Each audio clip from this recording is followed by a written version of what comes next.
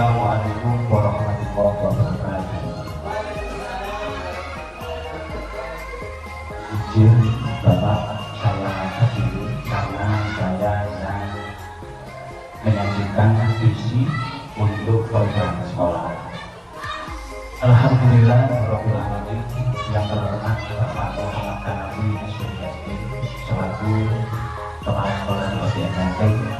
Yang saya hormati Bapak Taufan Kusuma Wardana SPDSD selaku pengajar praktek kelas 119. Bapak Ibu Guru yang berbahagia, murid saya dari kelas 6 Kakak Bella dan Afif yang saya cintai. Pertama, saya panjatkan rasa syukur kehadirat Allah Subhanahu wa Ta'ala karena pada siang hari ini, menjelang siang hari ini, saya dapat diberikan suatu kesempatan yaitu presentasi tentang visi dan prakarsa perubahan sekolah, yang mana sebagai tugas saya sebagai calon guru penggerak angkatan 11 yang tidak ini adalah tugas pendampingan kedua calon guru penggerak angkatan 11. Baik, terima kasih. Yang pertama, dalam visi dan prakar perubahan sekolah ini nanti mau saya bawa kemana, mohon izin kepada teman-teman Bapak Ibu Guru semuanya untuk aktif menyimak presentasi dan diskusi saya. Baik Bapak Ibu yang saya hormati, di sini saya presentasikan misi dan prakarsa perubahan.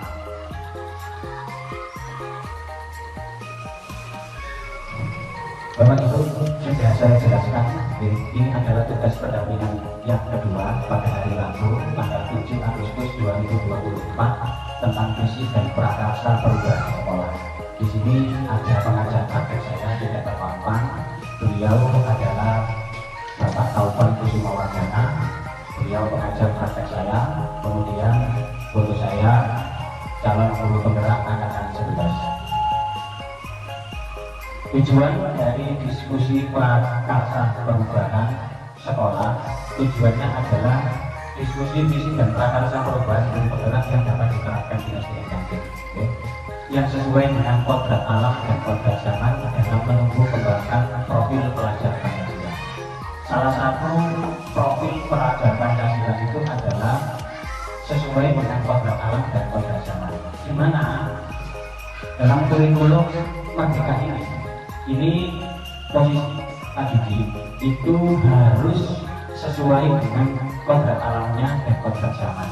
Jadi tidak bisa disamakan kepada sekolah kita dulu, ya, kepada sekolah kita dulu yang banyak mengadopsi guru itu sebagai teacher center, sebagai pusat pembelajaran. Tetapi yang saat ini adalah student center. Jadi peserta didik itu sebagai subjek, bukan objek. Jadi peserta didik ini harus diposisikan sebagai student center. Kira-kira setuju Bapak Ibu di dalam visi dan prakarsa perubahan sekolah di SDN Ganti kita, peserta didik sebagai student center? Setuju Bapak Ibu? Alhamdulillah. Berikutnya adalah alur diskusi kita. Yang pertama sambutan, kemudian tujuan, dan yang ketiga misi. Nah, ini tadi sambutan sudah dilalui, tujuan sudah saya terangkan. Nah, setelah ini alur diskusi kita. Jadi ada 6 tahapan. Yang pertama sudah saya jelaskan. Yang kedua, kita mengulas pemikiran Ki Hajar Dewantara. Apa pemikiran Ki Hajar Dewantara? Salah satunya ada sesuai dengan kodrat alam dan kodrat zaman. Ketiga adalah gambaran umum sekolah dasar negeri di SDN Ganting.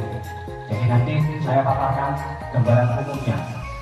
Kemudian yang ini pemahaman, yang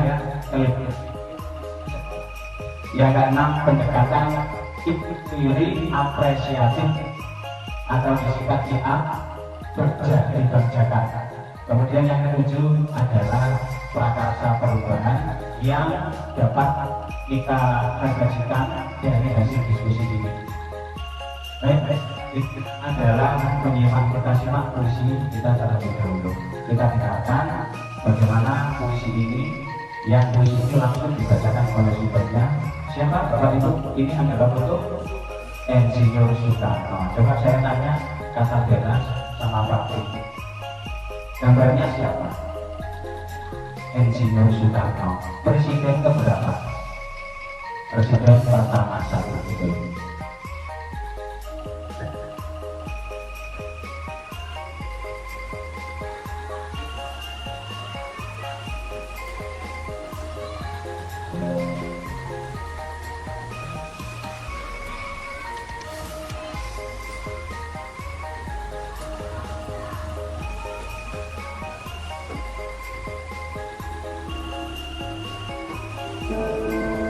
Jika aku berdiri di pantai Nun, aku mendengar lautan indah bergelora membantu di pantai Nun. Aku mendengar orang anak Indonesia. Jikalau aku melihat sawah-sawah menggunung menghijau, aku tidak lagi melihat batang-batang pohon menghijau. Aku melihat Indonesia. Jikalau aku melihat gunung Merapi, gunung Semeru, gunung Merbabu, gunung Tangkuban Perahu, gunung Kelabak dan gunung puncak lain, aku melihat Indonesia. Jika aku mendengar lamuran dan batas bukan wajah negara yang tidak lain, aku mendengar Indonesia. Jika aku mendengar Al-Quran, bukan Al-Quran yang mendengarkan, aku mendengar Indonesia. Kalau aku mendengar lagu Indonesia yang mengumpul lagi, aku mendengar lagi Indonesia dari Malu. Aku mendengar Indonesia. Jikalau aku mendengar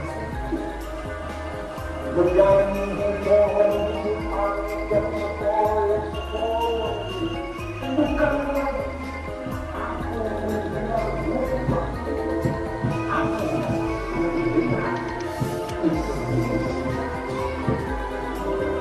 Jikalau aku hidup aku jangan hidup dari, aku hidup Indonesia.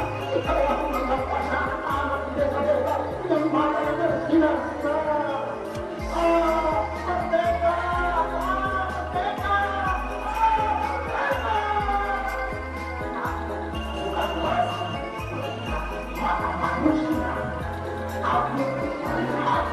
Indonesia.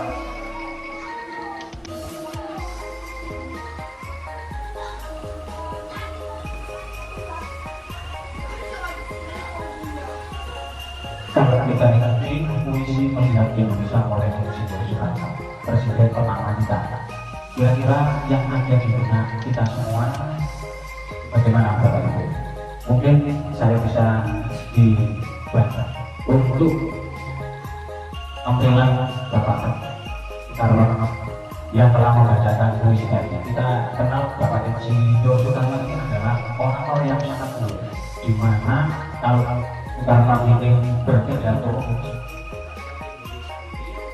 sangat senang menyimak, bahkan berbondong-bondong pidatonya Bapak Insinyur Soekarno. Setelah melihat tampilan video yang ditampilkan ini, menurut komentar hari ini bagaimana? Nah, ini adalah salah satu calon guru pemilihan juga. Mohon guru ini bisa memberikan kata-katanya. Assalamualaikum warahmatullahi wabarakatuh. Terima kasih Pak Adi atas waktunya. Kalau menurut saya, Presiden Soekarno adalah bapak pertama kita yang bisa menggerak semangat para pendidik terutama bangsa Indonesia, sehingga ketika pada waktu itu kita tidak tahu apa arti penting dari persatuan, tapi dengan orasinya membangkitkan semangat adik-adik semuanya yang pada waktu itu terjaga sehingga melakukan perlawanan secara berkali. Ya, kita bisa keluar dari seperti itu. Luar biasa, terima kasih, betul sekali, berikan sampel. Jadi memang benar ketika Bapak Insinyur Soekarno itu berkeliling dan berpidato itu dapat membakar semangat ya pejuang-pejuang di Indonesia. Kalau Pak Karno itu berpidato itu rakyat merasa terhipnotis, ya, terhipnotis untuk mengikuti apa yang dikatakan oleh Insinyur Soekarno. Bahasanya dapat menghipnotis seluruh rakyat Indonesia.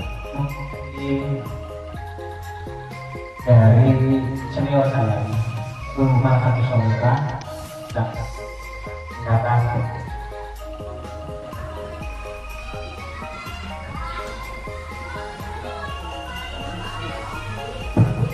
Pak Terang Pak Aryo, ini saya mau mengenali sosok Pak utamanya apa ini sih dia? Baik, visinya untuk isi puisinya, untuk sosoknya sudah tidak kita lakukan lagi ya. Seperti apa sepak yang sebelumnya sebagai presiden sama kita. Untuk isi puisi ini puisi saya dengar tentunya tidak pertama kali Pak ya. Berkali-kali pernah mendengarnya, tetap terasa terenyuh sekali. Dan ini mengontrol emosi saya. Karena isi puisi ini itu menggugah betapa kayanya hidup, mulai dari Sabang sampai Merauke yang kita tidak sebab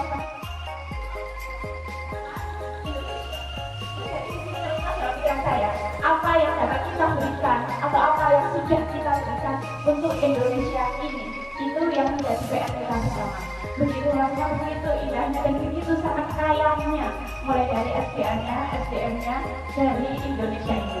Jadi monggo Bapak Ibu kita kembangkan sebagai pendidik bagaimana caranya nanti agar Indonesia yang kita banggakan, yang kita sayangi ini bisa maju dan berjaya ke depannya. Begitu Pak Aryo. Terima kasih luar biasa untuk para peserta.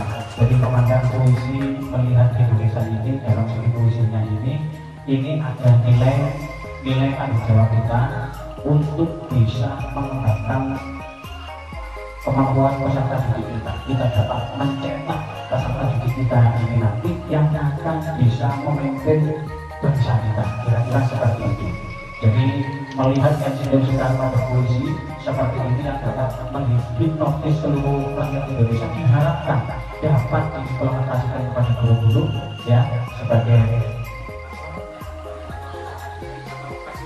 dari peserta didik kita ini dan dapat memberikan dan dapat mengimplementasikan kepada peserta didik supaya menjadi generasi yang unggul, tidak hanya unggul ya beriman dan bertakwa ya, kemudian menjadi pemimpin generasi masa depan. Baik, selanjutnya itu kita bahas pada hari ini. Menuntun, salah satunya menuntun ya, menuntun murid ya, supaya apa? Menuntun itu murid itu agar tidak kehilangan arah. Jadi ada tugas peserta didik, ada tugas guru kepada peserta didik untuk menuntun murid-muridnya supaya tidak kehilangan arah. Dituntun yang bagaimana? Dituntun ke arah yang baik, yang sesuai dengan implementasi ya merdeka. Kurikulum merdeka itu bukan hanya kita sepenuhnya, tetapi dalam artian merdeka itu anak-anak diberikan kebebasan untuk mengimplementasikan kemampuannya. Anak belajar, anak itu banyak kemampuannya. Kita dari sebagai guru, ya anak-anak bakatnya bermacam-macam. Ada yang pandai puisi, dan lain sebagainya. Itu ada yang sesuai dengan kemudian pendidik profil pelajar Pancang guru yang ada di SDN Ganteng ini sudah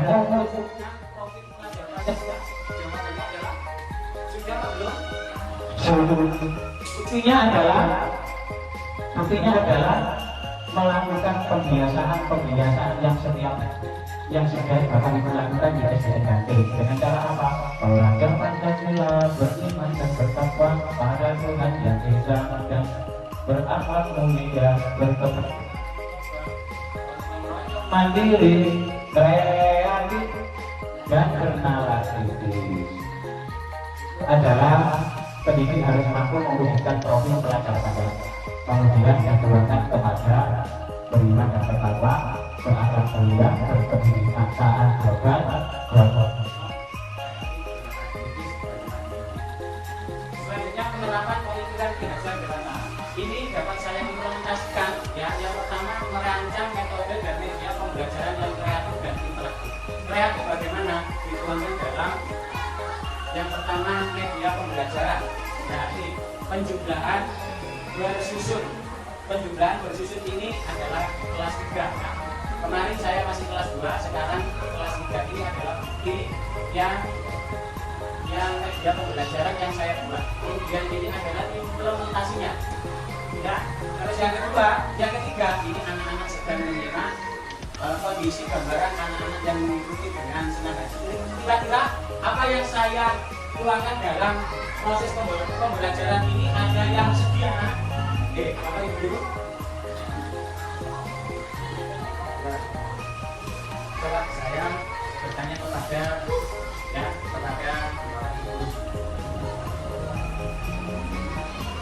Iya. Tempatnya belum bisa, tolong dikomentari merancang metode dan media pembelajaran yang kreatif dan interaktif. Terima kasih Pak ya atas waktunya. Assalamualaikum warahmatullahi wabarakatuh. Merancang metode dan media pembelajaran yang kreatif dan interaktif di sini Bapak Ibu guru harus berinovatif untuk membuat media yang interaktif untuk siswanya agar siswanya aktif belajar, kemudian bisa menciptakan pembelajaran yang student center dan dari sana.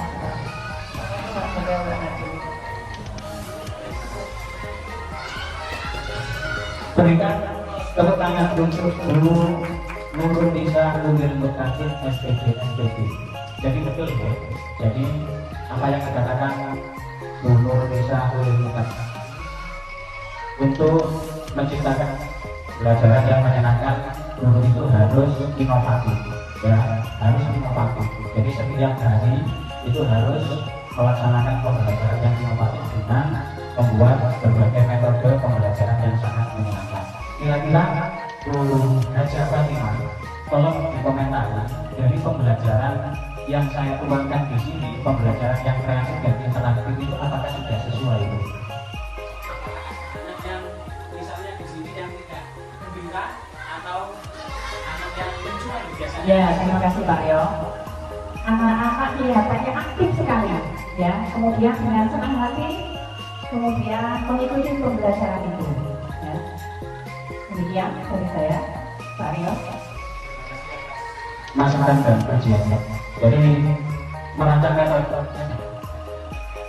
aktif dapat dilaksanakan pelajaran yang bisa menyenangkan antusias dalam menyimak proses pembelajaran.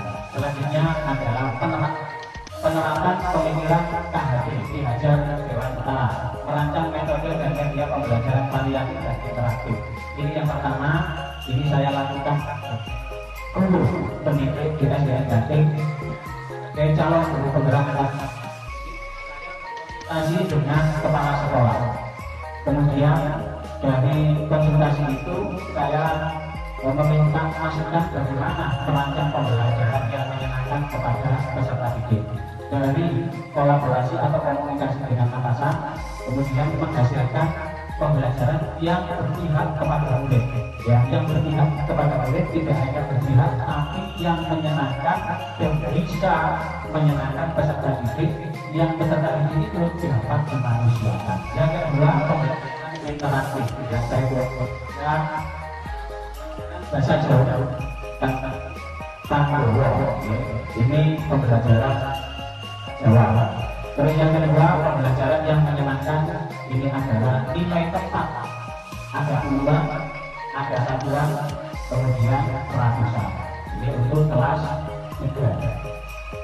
Selanjutnya adalah pembelajaran yang menyenangkan juga. Nah, ini gambaran saya. Pembelajaran menurut saya, pembelajaran yang menyenangkan sesuai dengan pemikiran KHD Ki-Hajar Dewantara adalah yang menyenangkan, inovatif dan kreatif dan interaktif, yang mana dapat menggali potensi peserta didik dan bisa merangsang peserta didik itu untuk tampil ke depan, mengimplementasikan ide-idenya. Selanjutnya adalah menurut saya gambaran umum SDN Banting. Letak geografisnya ini berada di Jalan SDN Banting, Desa Banting, Kecamatan Begawan. Perbatasan dengan sebelah utara itu adalah Desa Kebuan Manon. Sebelah selatan berbatasan dengan Desa Karabon. Sebelah timur berbatasan dengan Desa Seruni. Sebelah barat berbatasan dengan Desa Keloposepuluh, Kecamatan Sukodono. Mengenai sarprasnya, sarana dan prasarananya di SDN Banting ini adalah tanah kurang lebih mungkin berapa?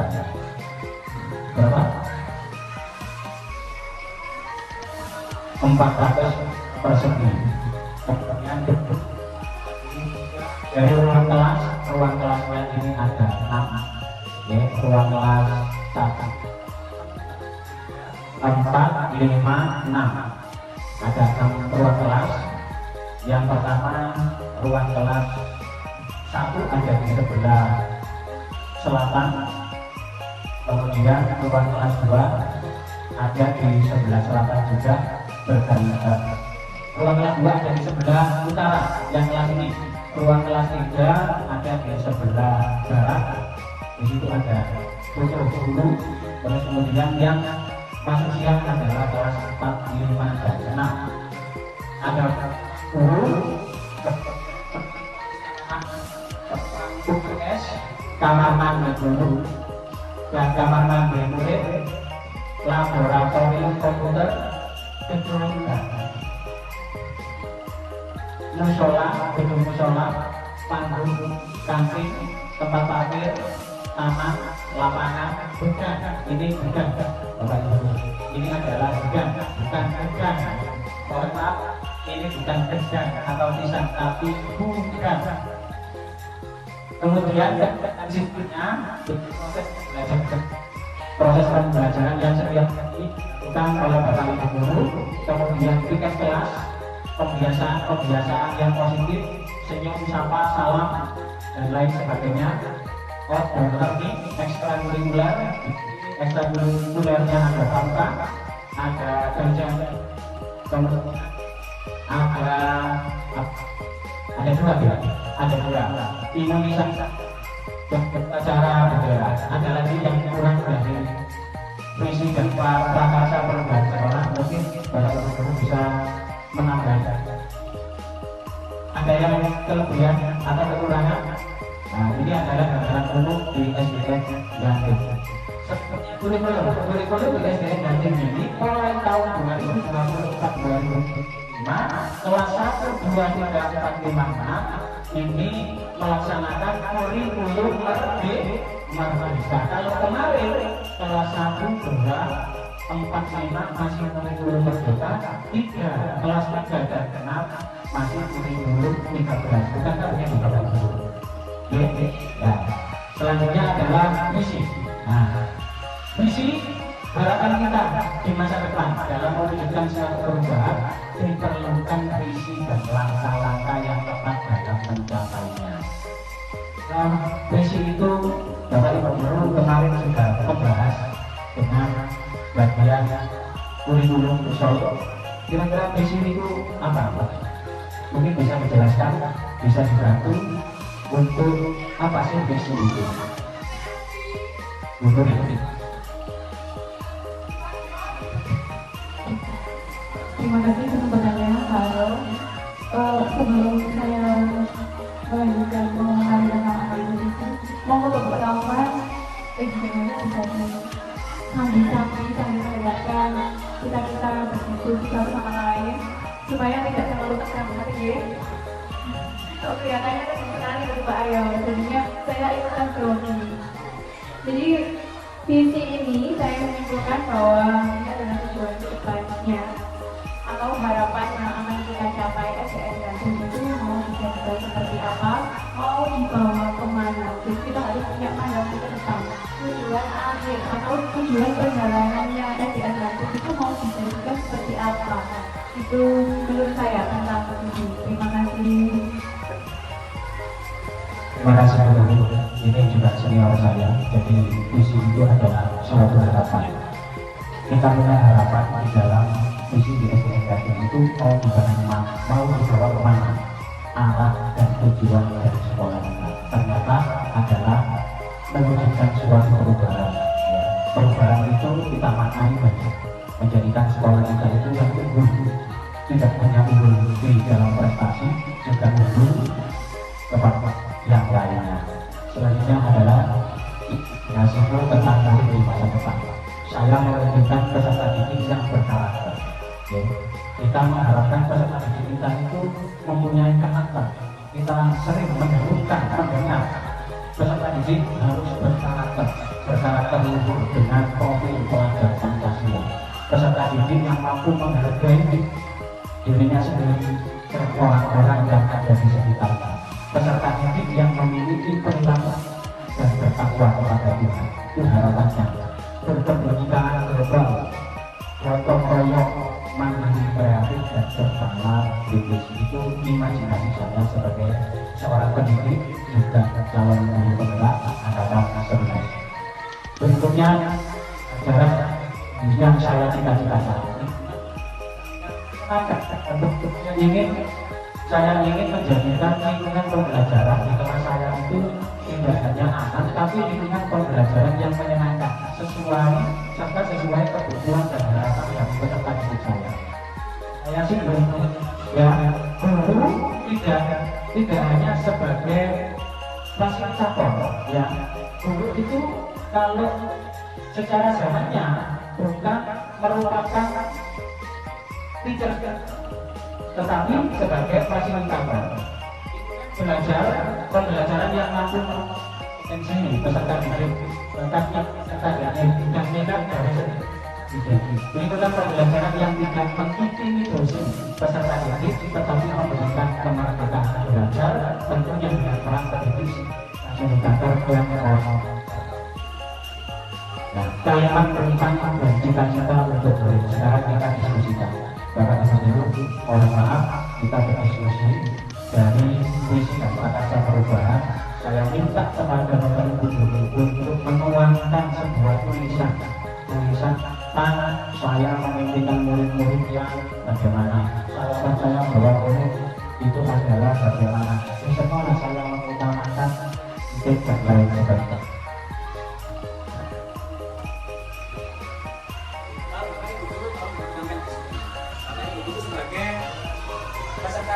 Yang mengajari murid-muridnya pasti punya anak-anak dan tujuannya bisa dituliskan di sini.